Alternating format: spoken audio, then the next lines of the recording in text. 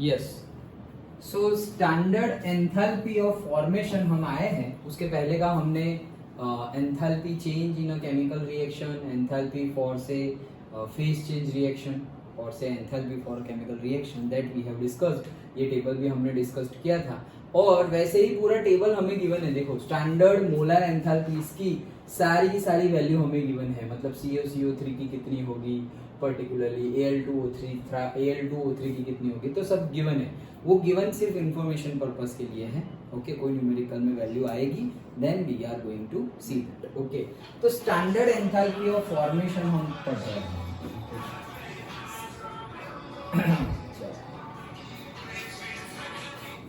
हाँ, so standard enthalpy of formation, सबसे पहले तो स्टैंडर्ड एंथैल्पी बोल रहे हैं। स्टैंडर्ड एंथैल्पी मतलब क्या कि जो भी रिएक्टेंट है वो और प्रोडक्ट वो कौन से होने चाहिए, स्टैंडर्ड टेम्परेचर और प्रेशर में होने चाहिए। ओके, चलो तो देखते हैं। फॉर्मेशन मतलब फॉर्म हो रहा है। So the standard enthalpy change for the formation of 1 mole of a compound. देखो ये बहुत इंपॉर्टेंट है, 1 मोल कंपाउंड ही बनना चाहिए। 2 मोल बन जाए, 3 मोल बन जाए तो चलेगा नहीं। तो क्या बोल रहे हैं फिर से, the standard enthalpy change for the formation of 1 mole of compound from its, अब यहां से भी इंपॉर्टेंट है, from its elements in their most stable states of aggregation is called as standard molar enthalpy of formation. क्या कहना चाह रहे हैं, फिर से एक बार पढ़ लेते हैं। क्या बोल रहे हैं, स्टैंडर्ड एंथैल्पी ऑफ फॉर्मेशन ये क्या है, तो बोल रहे हैं कि एंथैल्पी चेंज ड्यूरिंग, जो कंपाउंड बनेगा वो कंपाउंड कितना बनेगा, 1 मोल ही बनेगा। तो 1 मोल कंपाउंड बनने के लिए जो रिएक्टेंट होते हैं और प्रोडक्ट होते हैं वो उनके स्टैंडर्ड एग्रीगेशन मतलब क्या, स्टैंडर्ड फेज में होने चाहिए। जैसे कि हमने वो देखा था स्टैंडर्ड टेम्परेचर एंड प्रेशर से, स्टैंडर्ड टेम्परेचर कितना है, कितना है स्टैंडर्ड टेम्परेचर 25 डिग्री सेल्सियस, उस दिन हमने डिस्कस किया था ना, एंड दैट इज 298 केल्विन, और प्रेशर 1 बार और से 1 एटमॉस्फेयर। सो वो टेम्परेचर पर अगर मैं हीलियम लेके आ जाऊं या हाइड्रोजन लेके आ जाऊं, तो hydrogen suppose solid liquid gas तीनों में होता है, लेकिन ये टेम्परेचर और प्रेशर पे हाइड्रोजन कौन से फेज में चला जाएगा, स्टैंडर्ड टेम्परेचर और प्रेशर पे हाइड्रोजन कौन से स्टेट में चला जाएगा। अरे क्यों, अरे नती आई क्या, अभी तुम क्वेश्चन सुनो, बहुत इजी। क्या बोल रहा हूं मैं कि 25 डिग्री सेल्सियस मतलब सपोज समझ लो इतना ही टेम्परेचर है। सो 25 डिग्री सेल्सियस मतलब इतना जो टेम्परेचर है वो टेम्परेचर पर, और प्रेशर 1 बार मतलब जो प्रेशर है वही, उस पे अगर मैं हाइड्रोजन गैस लेके आऊं, हाइड्रोजन सॉलिड लेके आऊं और हाइड्रोजन लिक्विड लेके आऊं, तो वो कौन से फेज में चला जाएगा, लिक्विड में क्यों जाएगा, गैस में जाएगा। हाइड्रोजन अभी एटमॉस्फेयर में हाइड्रोजन गैस है ही ना, तो वो यही टेम्परेचर प्रेशर पे है ना। तो और सपोज मैं लेके चला जाऊं H2O, ये तो हमने डिस्कस किया था लास्ट क्लास में। सो H2O लेके चला गया, आइस लेके आ गया, स्टीम लेके आ गया और वाटर है, तो तीन में से कौन सा फेज ये standard temperature and pressure means 298 kelvin and 1 बार पर स्टेबल होगा, तो लिक्विड H2O के लिए कौन सा होगा, लिक्विड। ये हमने देखा था।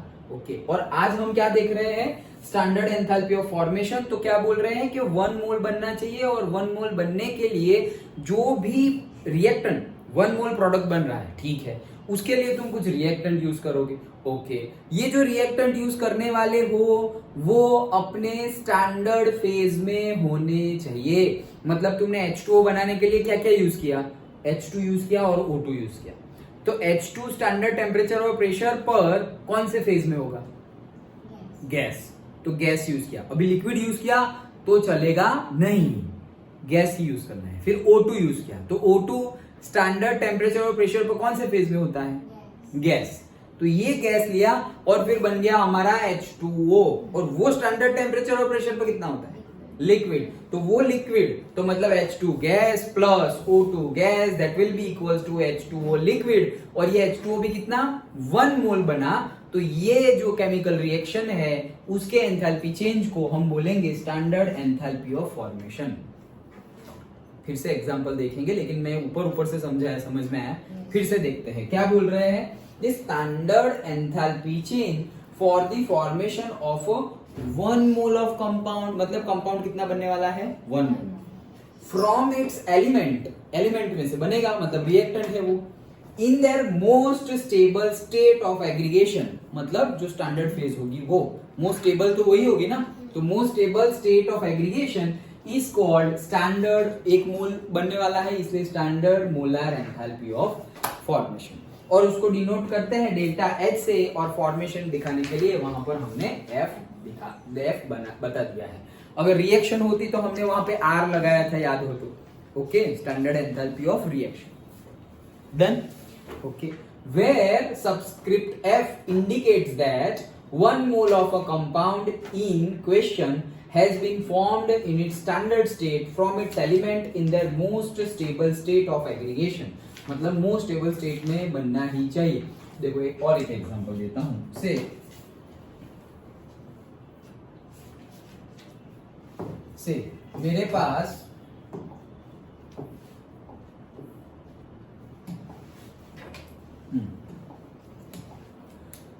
मेरे पास है से H2O, नहीं H2O डायरेक्ट कहाँ है, से मेरे पास है H2, मेरे पास H2 है, मेरे पास O2 है, और फिर बन रहा है H2O। ये गैसियस स्टेट में है, ये भी गैसियस स्टेट में है, और ये लिक्विड स्टेट में है, ऐसे एक H2 बना। और H2 सपोज हम वो पहले बनाते थे, वो कैसे, से HCl है मेरे पास, acid plus base that will give salt and water, तो सॉल्ट NaCl प्लस H2। तो मैंने इस मेथड से भी H2O बनाया और मैंने इस मेथड से भी H2O बनाया, दोनों मेथड से H2O ही बनाया, और दोनों मेथड में देख लो 1 मोल ही बना है। यहाँ पर हमने बैलेंस नहीं किया है, लेकिन यहाँ पर तो सब कुछ एक एक है और वहां पर भी सब कुछ एक एक है। H2 2 है तो 2 हो गए, O1 है तो 1 ही है NaCl, और यहाँ पर H2 है, यहाँ पर 2 है, और O2 है, और यहाँ पे 1 है तो 2 हो गया, और ये 2 हो गया, तो बस बैलेंस कर दिया, डन। लेकिन ये नहीं चलेगा, क्यों नहीं चलेगा, क्योंकि उन्होंने क्या बोला था, जो कंपाउंड बनेगा वो कितना होना चाहिए 1 मोल होना चाहिए, ये तो 2 मोल हो गया।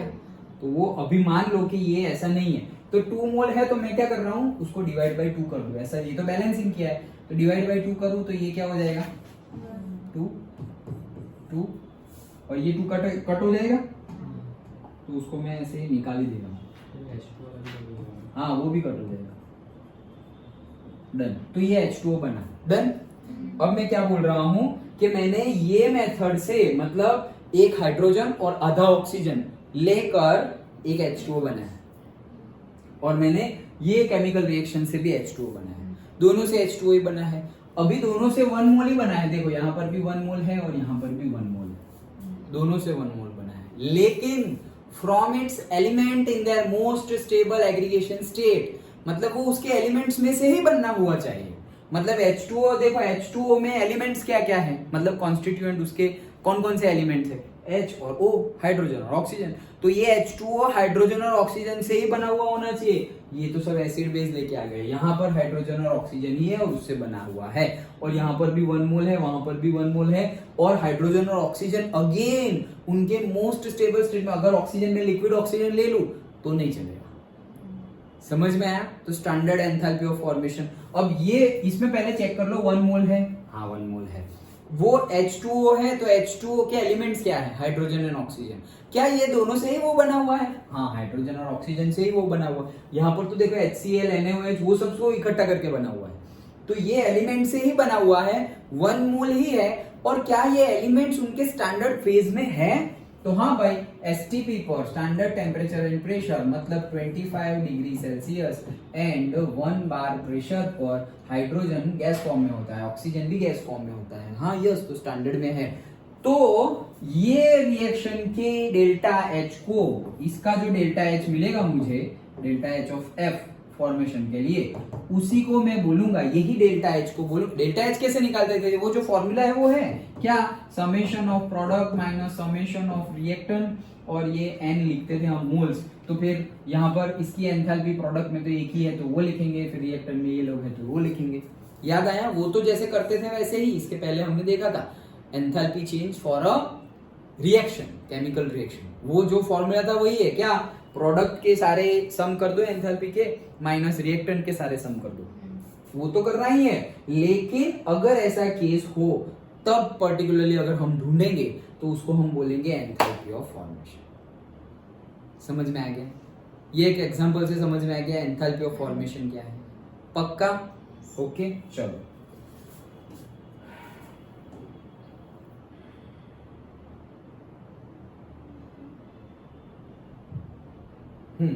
सो आगे बढ़ते हैं। The reference state of an element is its most stable state of aggregation at 25 degree Celsius and 1 bar pressure। तो यही है हमारा standard temperature and pressure, 298 kelvin and 1 bar pressure। कोई भी पूछे तो यही चीज बतानी है।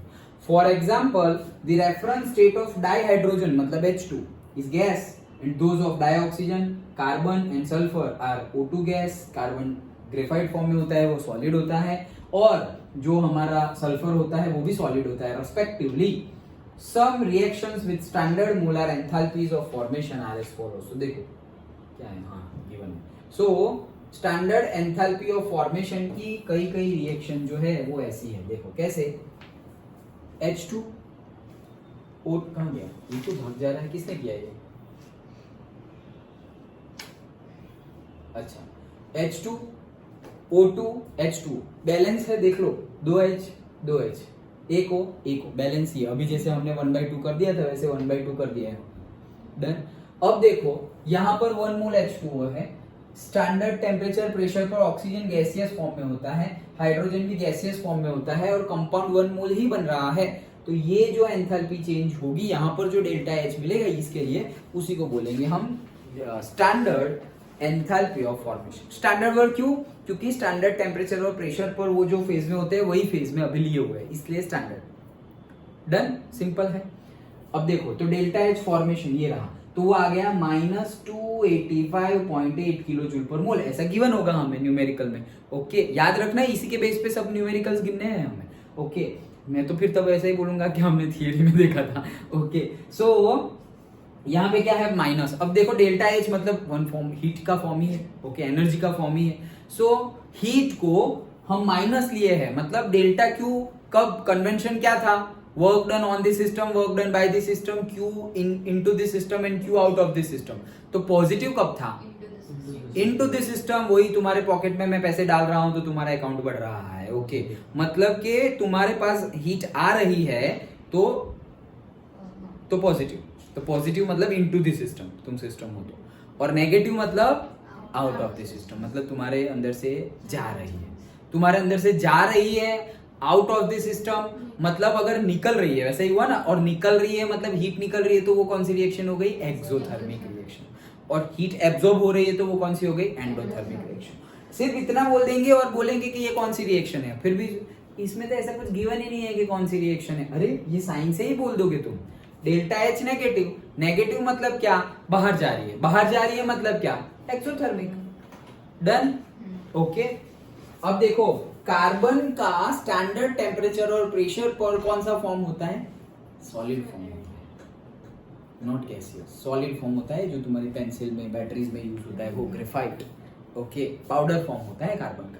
सो वो ग्रेफाइट लिया हुआ है एंड हाइड्रोजन गैस लिया हुआ है। अगेन हाइड्रोजन STP पे क्या होता है, गैस फॉर्म में ही होता है, तो वो लिया हुआ है, और उसमें से बना है, ऐसा कैसे बना दिया CH4। ओके, सो ये क्या बना है हमारा, ये पहली बार देखा मैं ऐसा, अच्छा, तो वो CH4। डन, तो हमारा मीथेन बन गया।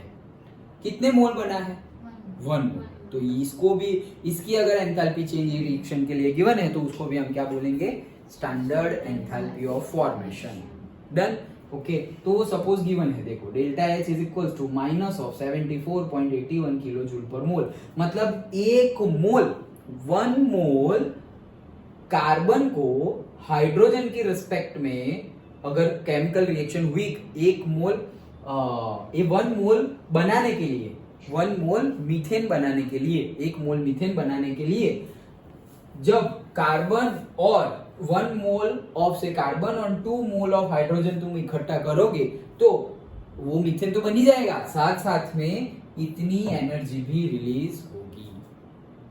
कार्बन और हाइड्रोजन जब केमिकली रिएक्ट करेंगे तो मीथेन तो बन जाएगा, लेकिन साथ साथ में इतनी माइनस आया अगेन। माइनस मतलब क्या? एक्सोथर्मिक। एक्सोथर्मिक मतलब रिलीज करेगी। डन। ओके, देखो नेक्स्ट, कार्बन लिया हुआ है अगेन ग्रेफाइट, सॉलिड स्टेट में है। हाइड्रोजन लिया है गैसियस फॉर्म में, ऑक्सीजन लिया है गैसियस फॉर्म में। तो यस, ओके, सबके सब अपने स्टैंडर्ड स्टेट पर ही है। ओके, अब यहां पर क्या बन रहा है? ये क्या है भाई? Any guess? Ethanol. Very good. Ethanol है, 2 कार्बन है, अल्कोहल है, तो इथेनॉल है। ओके, सो इथेनॉल बन गया। हाँ ठीक है, इथेनॉल बन गया। अब स्टैंडर्ड एंथैल्पी ऑफ फॉर्मेशन देखो, यहां पर भी है -277.7 किलोजूल पर मोल। ओके, मतलब कि 1 मोल इथेनॉल जब बनेगा, जब तुम 2 मोल कार्बन और 3 मोल हाइड्रोजन और हाफ मोल ऑक्सीजन इकट्ठा करोगे, तब 1 मोल इथेनॉल बनेगा और उसके साथ साथ इतनी एनर्जी भी, इतने किलोजूल एनर्जी भी रिलीज होगी। इसीलिए जब बनता है ना तो बहुत गर्म गर्म लगता है, हम छू भी नहीं सकते। ओके, जैसे कि कभी तुम्हारे घर पे कलर वलर हो रहा हो तो देखना, वो लोग जब, अब तो नहीं हो तो पहले के टाइम पे था, लेकिन अगर चूना और ऐसा होता है कैल्शियम ऑक्साइड एंड ऑल, तो उसको पानी में डालते हैं ना तो अंदर से ऐसे बबल्स निकलते हैं। क्यों? क्योंकि बहुत गर्म हो जाए, उसको तुम छू नहीं सकते। इसीलिए वो हमेशा वो कौन से कंटेनर में डालेंगे? एकदम प्लास्टिक की, वो जो कलर की ही प्लास्टिक की बकेट होती है ना, उसमें ही वो चीज वो लोग करेंगे। क्यों? क्योंकि वो जल्दी पिघलेगी नहीं। अगर हम जो बाथरूम में यूज करते हैं वो वाली बकेट यूज कर ली तो वो मेल्ट भी हो जाएगी, उतनी हीट प्रोड्यूस होती है उससे। So that is exothermic reaction. Okay, understood? Simple था। ओके, चलो, तो ये था हमारा enthalpy of formation. It is important to understand that a standard molar enthalpy of formation is just a special case of the reaction enthalpy. Obviously special case ही है। reaction enthalpy में भी जो कर रहे थे हम यही वो कर रहे हैं, लेकिन यहाँ पर एक्स्ट्रा क्या है, हमने फिक्स कर दिया है, रिस्ट्रिक्शन दे दी है। क्या? प्रोडक्ट 1 मोल ही बनना चाहिए रिएक्ट, और जो प्रोडक्ट है उसके एलिमेंट्स में से ही प्रोडक्ट बनना होना चाहिए। जैसे अभी H2O निकाला था तो H2O कोई कितनी सारी प्रोसेस में H2O निकलता है, वो H2O नहीं चाहिए, H2 और O2 में से बना हुआ H2O ही चाहिए। सपोज हमें सोडियम क्लोराइड चाहिए तो सोडियम क्लोराइड Na और Cl के बीच में रिएक्शन होने वाला ही सोडियम क्लोराइड चाहिए। फिर कोई रिएक्शन में NaCl बाय प्रोडक्ट निकल रहा है, वो नहीं चाहिए हमें। अंडरस्टूड? ओके, तो वही चीज बताई गई है। Where 1 mole of a compound is formed from its constituent elements as in the above 3 equations, where 1 mole of each water, methane and ethanol is formed. In contrast, the enthalpy change for exothermic reaction आया। देखो exothermic reaction फिर से आई, क्या है? देखो, in contrast अगर अलग से दी हुई है, calcium oxide and carbon dioxide. Carbon dioxide gaseous form में ही होता है स्टैंडर्ड टेम्परेचर और प्रेशर पर, और कैल्शियम ऑक्साइड चूना, वही है चूना। ओके, तो वो होता है हमारा सॉलिड फॉर्म में। ओके, सो उसको क्या बोलते हैं? याद है 10th में रट्टा मारा है? CaO। हाँ, कैल्शियम ऑक्साइड, वो बराबर निकनेम उसका।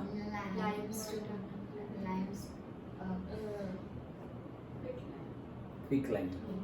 ओके, चलो, सो CaCO3 बन जाता है हमारा डेल्टा H रिएक्शन। तो अगेन ये क्या आया है? माइनस। ये क्या आया है? माइनस आया है। माइनस मतलब क्या? Exothermic reaction. यस, बट यहां पर देखो, is not an enthalpy of formation of calcium carbonate since calcium carbonate has been formed from other compounds. देखो CaCO, अरे भाई साहब, हाँ, सो क्या है? CaCO3। तो CaCO3 में कौन कौन से एलिमेंट है? कैल्शियम है, कार्बन है और ऑक्सीजन है। ये 3 मिलके बनना चाहिए था। तो सर वही तो है, कैल्शियम है, कार्बन है और ये ऑक्सीजन नहीं। ये लोग पहले से इकट्ठा हो गए थे। ओके, सो देखो, and not from its constituent elements. तो डायरेक्टली उसके कंस्टिट्यूएंट एलिमेंट्स, कंस्टिट्यूएंट ही तो है, देखो कार्बन, ऑक्सीजन और कैल्शियम, लेकिन ये कार्बन ऑक्सीजन तो पहले से ही इकट्ठा हो गए हैं, वो नहीं चलेगा। अंडरस्टूड? तो इसको हम standard enthalpy of formation of calcium carbonate नहीं बोलेंगे। अंडरस्टूड? तो ऐसे भी एमसीक्यू गिवन होंगे तुम्हें, तो उसमें से सही चूज करना है। तो कैसे चूज करोगे? एक तो तुम्हें देखना है क्या 1 मोल बन रहा है या नहीं, दूसरा तुम्हें ये देखना है कि उसके कंस्टिट्यूएंट में से ही बना हुआ है या नहीं। तीसरा तुम्हें ये देख लेना है कि जो कंस्टिट्यूएंट है वो एसटीपी पर, स्टैंडर्ड टेम्परेचर और प्रेशर पर, वही स्टैंडर्ड फेज में है या नहीं। ओके, गैस, लिक्विड, सॉलिड जो भी हो उसमें है या नहीं। उसमें नहीं है तो फिर वो enthalpy of formation, standard enthalpy of formation नहीं है। ओके, हाँ, also for the reaction given below enthalpy change is not standard enthalpy of formation। भाई इसके लिए भी नहीं है। देखो क्यों इसके लिए नहीं है, एनी गेस? ये इतना स्लो क्यों हो रहा है? जूम कर रहा हूं मैं इसलिए। हाँ चलो बताओ, इसमें क्यों ऐसा हो रहा है? ये क्यों स्टैंडर्ड नहीं है? ये तो सही सही दिख रहा है सब। कहाँ गया? ये रहा, ये रहे, वो नीचे वाला अलग है। ओके, ये रहा। ओके, क्योंकि मैं जो आंसर देख रहा था वो उसमें तो दिखाई नहीं दे रहा था, आंसर इसमें है। ओके, तो क्यों ये नहीं है? हाँ, डायरेक्टली यहाँ देखो 2 मोल बन रहा है और हमें तो 1 मोल बोला था डेफिनेशन में, तो ये नहीं है। Here 2 mole instead of 1 mole of the product is formed from the element. Okay, अच्छा चलो, तो अब अगर देखो ठीक है 2 मोल बन गया, तो 2 मोल बना तो अब डेल्टा एच फॉर रिएक्शन हमारा ये है। ओके, लेकिन हमें तो 1 मोल के लिए चाहिए, तो ये delta H for the reaction मतलब प्रोडक्ट माइनस रिएक्टेंट करेंगे तो ये आएगा, लेकिन माइनस है तो माइनस ही आएगा। माइनस मतलब क्या निकल रही है? Exothermic reaction. बट यहाँ पे 2 मोल बन रहा है, तो क्या करेंगे? ये तो पर्टिकुलरली ये 2 मोल बनेगा तब इतनी हीट रिलीज होगी, तो 1 मोल बनेगा तो इससे ज्यादा होगी या कम होगी? कम होगी, बेसिक है। अगर 2 मोल बन रहा है तो इतनी रिलीज हो रही है, तो 1 मोल ही बन रहा होगा तो कम होगी, और 2 की बजाय 20 मोल बन रहा होगा तो और ज्यादा होगी। डन। तो वैसे ही here 2 moles instead of 1 mole of the product is formed from the element and therefore ये जो हमारा delta H of the reaction है वो हो जाएगा 2 times of the delta H formation. मतलब ये अब ये कंफ्यूज मत होना, उसको ही हमने क्या बोला? 1 मोल तो उससे कम होगी, कम करने के लिए क्या करेंगे? यहाँ 1 होना चाहिए लेकिन 2 है तो डिवाइड बाई 2 कर दो, तो इसको डिवाइड बाई 2 कर देंगे और 2 मल्टीप्लाई में चला गया है। डन। तो enthalpy of formation 178.3 divided by 2 जो आंसर आएगा वो होगी। इससे भी एमसीक्यू पूछते हैं, न्यूमेरिकल तो आने ही वाले हैं, वो तो हम डिस्कस करेंगे, लेकिन एमसीक्यू भी आते हैं कि भाई एंथैल्पी ऑफ फॉर्मेशन कितनी है, इतनी सारी ऐसे लिखी हुई होगी, उसमें से सही वाली तुम्हें चूज करनी है सब कुछ चेक करके। ओके चलो, और वो वैसे एमसीक्यू में सबसे पहले चीज क्या चेक करनी है? सबसे पहले चीज चेक करनी है इक्वेशन बैलेंस है या नहीं। ओके, नहीं तो वो गलत हो जाएगा। ओके, तो chemical balancing of chemical equation आना चाहिए, जो हमने डिस्कस किया है। Therefore, by dividing all coefficient in the balanced equation by 2, expression for the enthalpy formation is written as, सबको 2 से डिवाइड कर दिया, अब 1 मोल आ गया, तो फिर उसको भी 2 से डिवाइड करना पड़ेगा। ओके, सो डन, समझ में आ गया? सो ये 36, ये 178 नहीं 78 होगा, वो 178 नहीं 78 होगा, नहीं तो कहां से आएगा फिर? ओके, तो गलत है, printing mistake. Standard enthalpies of formation of some common substances are given in the table 5.2। तो जो हमारा 5.2 टेबल है यही है ना? हाँ, so standard molar enthalpies of formation given है कि अगर Al2O3 बनेगा, किस में से बनेगा? Al और ऑक्सीजन, एल्यूमिनियम और ऑक्सीजन से Al2O3 बनेगा तो इतनी एनर्जी रिलीज होगी। फिर BaCO3 का भी सबका गिवन है ऐसे एंथैल्पी ऑफ फॉर्मेशन, और इस साइड भी गिवन है, ये कुछ दूसरा नहीं है, ये कंपाउंड अलग है और उसकी भी गिवन है। देखो ऐसा नहीं है हमारा एक्सोथर्मिक ही है, Br2 एंडोथर्मिक है, देन से diamond endothermic, okay, C2H4 diamond endothermic. सोचो डायमंड एंडोथर्मिक मतलब डायमंड बनने के लिए हीट उसको चाहिए, वो एब्जॉर्ब करेगा, हीट वो एब्जॉर्ब करेगा। ओके, हाँ चलो, अब देखो एक चीज तुमने शायद नोटिस की हो, तो कहीं कहीं जगह पर 0 भी है, तो क्या है वो? कुछ नहीं। हाँ बात सही है, लेकिन तुम देखो किस किस की 0 है, तो जो एलिमेंट अपने स्टैंडर्ड फॉर्म में होंगे उसकी एंथैल्पी ऑफ फॉर्मेशन 0 ले लेते हैं, तो देखो कार्बन का स्टैंडर्ड फॉर्म क्या है, एसटीपी पर सॉलिड, ओके, ग्रेफाइट फॉर्म में तो वही है, तो उसके लिए 0। फिर देखो C2H6 है, उसके लिए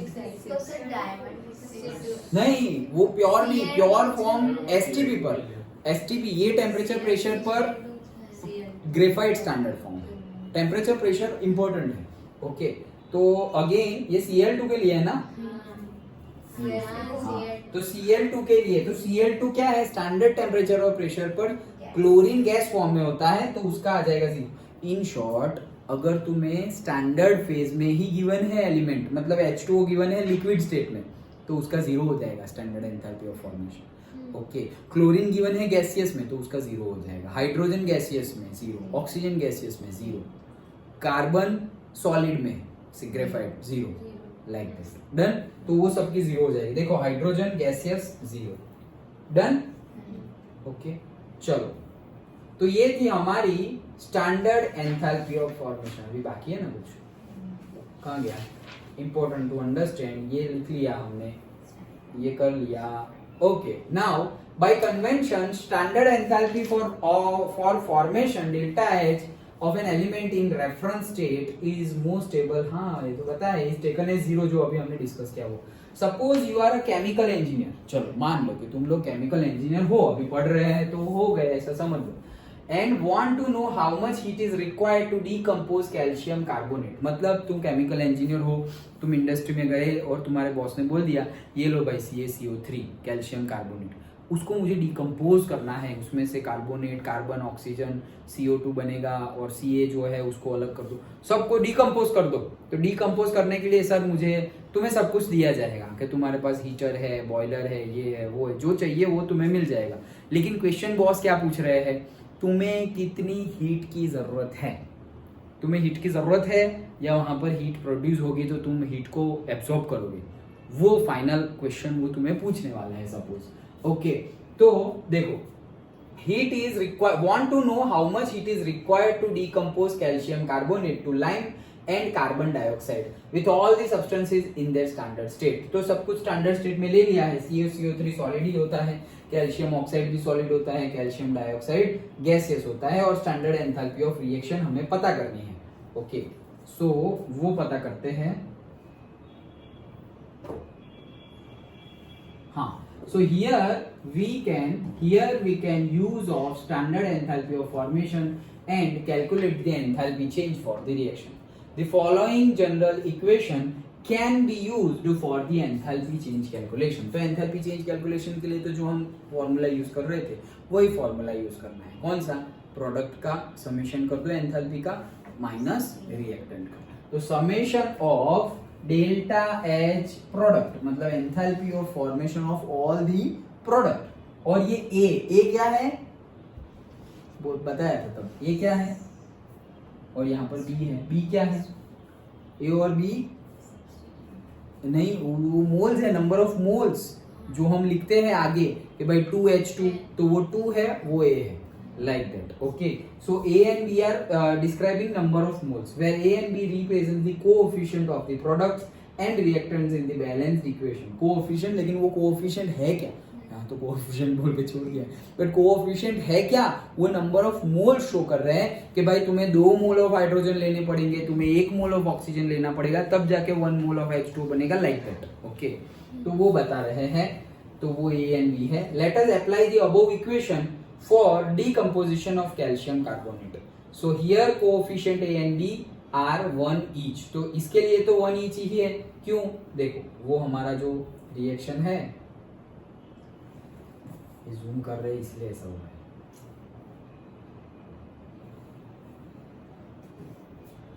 हाँ। तो देखो ये 1 मोल है, ये भी 1 मोल है, ये भी 1, सब कुछ 1 मोल है। बैलेंस है क्या, चेक कर लो भाई, कैल्शियम 1 है तो 1 है, कार्बन 1 है तो 1 है, ऑक्सीजन 3 है तो 1 और 2 3 है, बैलेंस है और सारे के सारे 1 मोल ही है, ओके।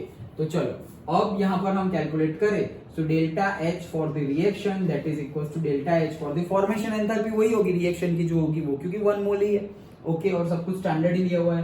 सो एंथैल्पी किस की लेंगे, पहले तो हम सम किसका करना है, प्रोडक्ट का माइनस रिएक्टेंट का।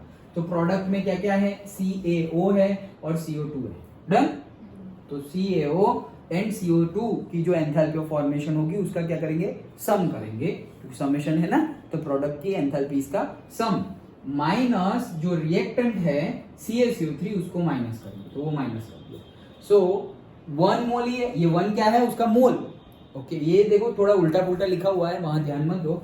ओके, हमें जो इक्वेशन गिवन है उसके अकॉर्डिंगली यहाँ से हम चेक कर सकते हैं कि भाई हमें क्या करना है। सो डेल्टा H अगर हम निकाले तो 1 मोल CaO है, 1 मोल है, और डेल्टा H ऑफ से CaO। डन। प्लस करना है 1 मोल ही है, वो भी 1 मोल होगा तभी तो एंथैल्पी ऑफ फॉर्मेशन बोल रहे हैं, लेकिन जो गिवन है वो लिख रहे हैं दैट इज डेल्टा H, और किसका है, CO2 का भी ले लिया हमने डेल्टा H, माइनस जितने रिएक्टेंट होंगे, माइनस ब्रैकेट में जितने रिएक्टेंट होंगे उनका सम। ओके, तो रिएक्टेंट तो एक ही है, तो एक का ही 1 मोल है, और डेल्टा H किसका हो गया से CaCO3। डन। समझ में आया? ये सारी वैल्यूज गिवन होगी, ये माइनस कर दो, दैट्स इट। ओके, सो ये वैल्यूज गिवन है, कितनी है, CaO की डेल्टा H कितनी है, माइनस 635.1 किलो जूल पर मोल। माइनस हो तो माइनस लिखो। CO2 की कितनी है, माइनस 393.5, और फिर CaCO3 की तो माइनस, ये माइनस जो हमारा फॉर्मूला में माइनस है वो है, और उसकी कितनी है वापस माइनस 1206, वो माइनस माइनस प्लस हो गया, तो 1206 पॉजिटिव, और ये दोनों छोटे नंबर है उससे, तो आंसर आ गया हमारा 178.3 किलो जूल पर मोल। मतलब ये फाइनल ओवरऑल रिएक्शन ये एंडोथर्मिक है या एक्सोथर्मिक, एंडोथर्मिक, क्योंकि पॉजिटिव वैल्यू आई डेल्टा H की, डेल्टा H की पॉजिटिव वैल्यू आई मतलब सिस्टम में हीट जा रही है, सिस्टम में हीट जा रही है मतलब हम क्या समझे, CaCO3 को गर्म करना पड़ेगा, हीट देनी पड़ेगी, तब जाके उसमें से कैल्शियम, कार्बन डाइऑक्साइड सब कुछ बाहर निकलेगा। डन। ओके, सो बॉस को बता दो फिर। Thus decomposition of CaCO3 is an endothermic process and you have to heat it for getting the desired products. तो desired product लेने के लिए हमें उसको गर्म करना पड़ेगा, कई बार उसको ठंडा भी करना पड़ता है, तो ठंडा करने के लिए क्या करेंगे हम, वो ठंडे वाली सिस्टम कुछ भी रखेंगे, होगा क्या उसमें से, सिस्टम में से हम हीट निकाल ले रहे हैं, तो उसको ठंडा या गर्म करना पड़ेगा। वो सारी सिस्टम तुम्हें दे दी गई है, लेकिन बॉस ने क्या बोला कि भाई जो करना है करो, बट मुझे बताओ कि डेल्टा H कितना होगा, और वो डेल्टा H तुम क्या करने वाले हो, सिस्टम को देने वाले हो या सिस्टम में से लेने वाले हो, तो ऐसे हम एंथैल्पी कैलकुलेट करते हैं। Understood? Standard enthalpy of formation पता चल गया? श्योर? ओके, चलो तो नेक्स्ट देखते हैं, वीडियो छोटा कर देते हैं हम।